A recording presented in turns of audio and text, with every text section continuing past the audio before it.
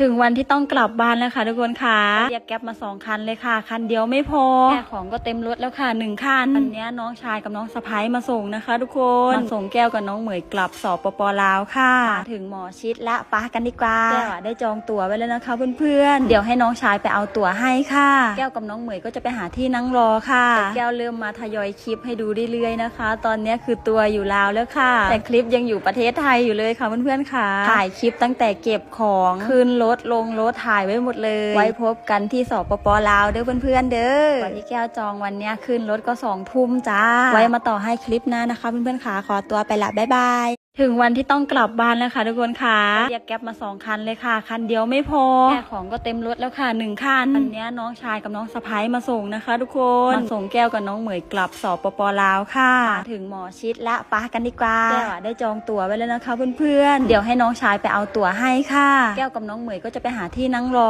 ค่ะแก้วเริ่มมาทยอยคลิปให้ดูเรื่อยๆนะคะ ตอนนี้คือตัวอยู่ลาวแล้วค่ะแต่คลิปยังอยู่ประเทศไทยอยู่เลยค่ะเพื่อนๆค่ะถ่ายคลิปตั้งแต่เก็บของขึ้นรถลงรถถ่ายไว้หมดเลยไว้พบกันที่สปป.ลาวเด้อเพื่อนๆเด้อวันที่แก้วจองวันนี้ขึ้นรถก็20 ทุ่มจ้าไว้มาต่อให้คลิปหน้านะคะเพื่อนๆค่ะขอตัวไปละบ๊ายบาย